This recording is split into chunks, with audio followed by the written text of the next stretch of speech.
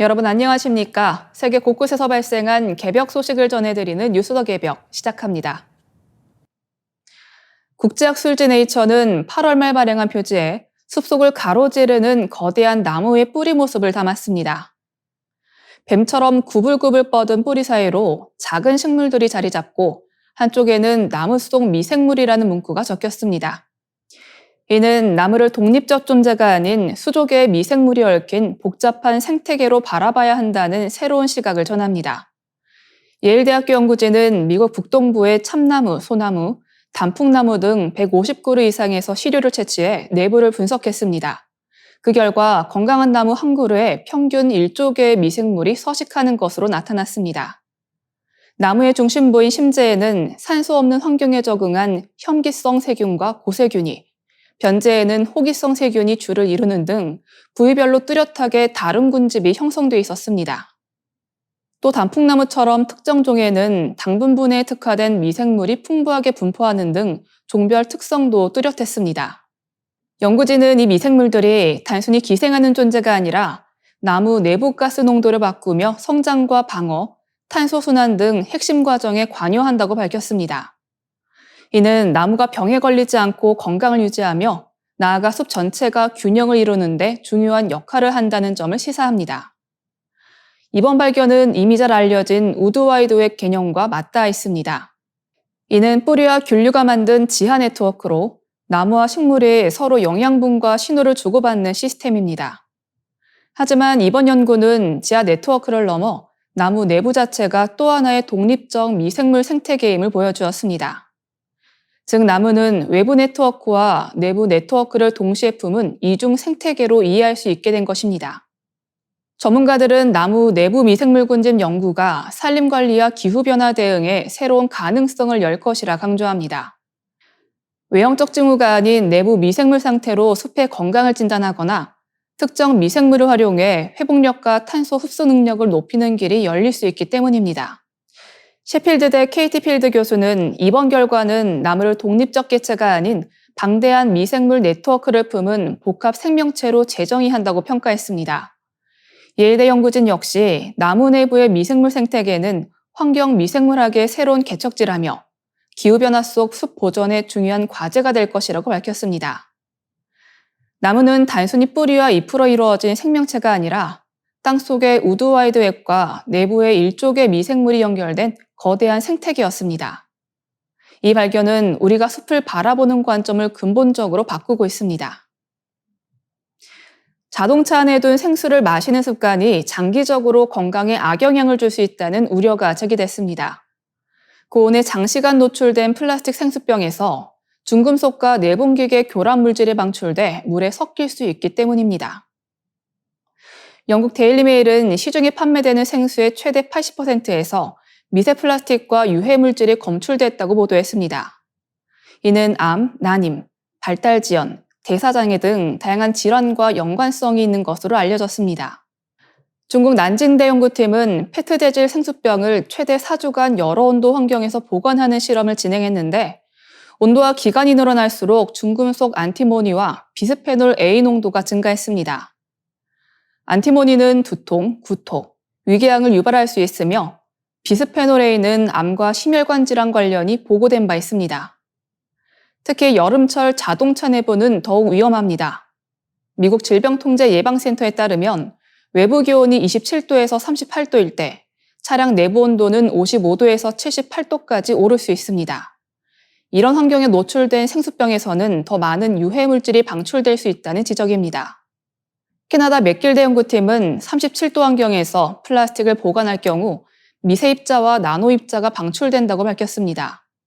반면 냉장 보관 시에는 거의 검출되지 않았습니다. 또 2024년 미국 컬럼비아대 연구진은 생수 1리터당 평균 24만 개의 플라스틱 입자가 포함되어 있으며 대부분은 세포와 뇌까지 침투할 수 있는 나노 플라스틱이라고 경고했습니다. 이와 함께 호르몬 교란 물질인 프탈레이트도 검출됐는데 매년 미국에서 약 10만 명의 조기 사망과의 연관 가능성이 제기됐습니다. 국내 생수 시장은 꾸준히 성장해 지난해 3조 원을 돌파했습니다. 환경부는 2027년부터 국제표준 수준의 먹는 샘물 품질 안전 인증제를 도입해 취수부터 유통까지 전 과정을 관리할 계획입니다. 아울러 직사광선 노출 최소화 보관 기준과 유통업체 위생점검 의무도 강화할 방침입니다. 전문가들은 여름철 차량 내부에 생수를 두는 습관을 삼가고 냉장 보관을 생활화하는 것이 안전하다고 조언하고 있습니다. 중국이 전승절 80주년 열병식을 통해 전략 핵전력과 첨단 무기 체계를 대대적으로 공개했습니다. 트레일러 위에는 짙은 녹색의 거대한 DF-5C 대륙간 탄도미사일이 등장했습니다. 기존 DF-5B의 개량형으로 지구 전역이 사정권에 들어간다는 평가입니다. DF-26D 역시 주목을 받았습니다. 최대 사거리 5,000km로 괌까지 도달 가능해 괌킬러라는 별명이 붙었습니다. 주일 미군 기지와 필리핀의 타격에도 활용될 수 있다는 관측이 나옵니다. 미 외교안보 전문지 내셔널 인터레스트는 DF-26D로 인해 타이완 유사시 미 항공모함은 타이완 해협 1,000km밖에 머물러야 한다며 인도태평양 지역의 전략 균형이 크게 흔들렸다고 분석했습니다. DF-17 극초음속 미사일도 등장했습니다. 주한미군의 사드와 일본의 SM-3 요격 체계를 무력화할 수 있다고 평가되는 무기입니다. 여기에 사거리 14,000km 이상으로 전 세계를 타격할 수 있다는 DF-61, 마하 8속도로 항공모함을 원거리에서 정밀 타격하는 극초음속 미사일 잉지, 그리고 미 전역을 사정권에 두는 SLBM G란 계열도 공개돼 긴장감을 높였습니다. 항공전력도 강화된 모습입니다. 젠20S와 젠35A 스텔스 전투기가 고공비행을 펼치며 차세대 전력을 과시했습니다. 지상에는 길이 20m에 달하는 초대형 무인 잠수정 XLU-UV, 인공지능 자율 판단과 스텔스 기능을 갖춘 무인기 페이용 97이 등장했습니다. 이들은 심해 작전과 공중전의 패러다임을 바꿀 전력으로 주목받고 있습니다. 전문가들은 이번 열병식이 시진핑 주석이 제시한 2027년 세계 인류군대 건설 목표를 앞둔 최종 점검 성격을 띈다고 평가합니다. 중국이 전략 핵무기, 극초음속 전력, 무인 AI 기술을 종합적으로 과시한 것은 단순한 과시가 아니라 미국을 정조준한 군사적 신호라는 분석입니다. 인도태평양에서의 군사적 긴장은 더욱 고조될 것으로 전망됩니다. 거주국가에 따라 노화 속도가 달라진다는 흥미로운 연구 결과가 나왔습니다. 사회적 불평등과 정치적 불안정, 대기오염이 인간의 노화를 가속화하는 핵심 요인으로 지목됐습니다.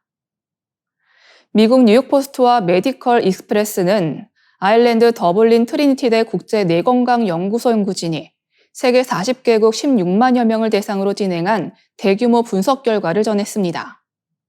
연구진은 개인이 일생 동안 접하는 환경적 요인을 뜻하는 엑스포솜 개념을 적용했습니다. 식단, 생활습관, 독소, 스트레스 등 외부 요인이 인체 내 생물학적 반응을 어떻게 변화시키는지를 종합적으로 평가한 것입니다. 조사에서는 실제 나이와 건강 상태, 인지 능력, 교육 수준, 심혈관계 위험 요인 등을 바탕으로 예측한 나이와의 차이를 생체 행동 연령 격차로 산출했습니다. 이 수치가 높을수록 노화가 빠른 것으로 평가됐습니다. 분석 결과 덴마크와 스웨덴 등 북유럽 국가는 건강한 노화가 이루어지는 대표 지역으로 꼽혔습니다. 반면 이집트와 남아프리카 공화국은 가장 빠른 노화를 보였는데 이집트인의 경우 실제 나이보다 평균 4.85세, 남아공인은 약 4세 더 늙은 것으로 나타났습니다. 에콰도르와 콜롬비아 등 라틴 아메리카 국가들도 노화 속도가 빨랐습니다. 한국과 중국, 인도, 이스라엘은 아프리카와 라틴 아메리카보다는 늦지만 북유럽보다는 빠른 중간 수준으로 분류됐습니다. 연구진은 노화를 앞당기는 핵심 요인으로 대기질 악화 같은 물리적 환경, 경제, 성별 불평등 등 사회적 조건, 정치적 불안정과 민주주의의 약화 같은 정치 환경을 지목했습니다. 이번 연구를 주도한 아구스틴 이바네스 교수는 대기오염과 정치 불안, 불평등은 사회뿐 아니라 개인의 건강 자체를 바꾼다며 뇌 건강을 개인 책임으로만 볼 것이 아니라 사회 환경적 맥락에서 이해해야 한다고 강조했습니다. 또 산드라 바에스 연구원은 건강한 노화는 생물학적 요인뿐 아니라 사회적 정치적 환경에 크게 좌우된다고 설명했습니다. 다만 이번 조사는 전 세계 190여 개국 중 40개국만 포함해 미국과 일본 등 주요국이 제외된 한계도 지적됐습니다. 그럼에도 연구진은 이번 결과가 어디에서 사느냐가 개인의 노화 속도를 결정짓는 중요한 변수임을 보여주는 분명한 신호라고 결론지었습니다. 이상으로 뉴스더 개병 마치겠습니다. 시청해주신 여러분 감사합니다.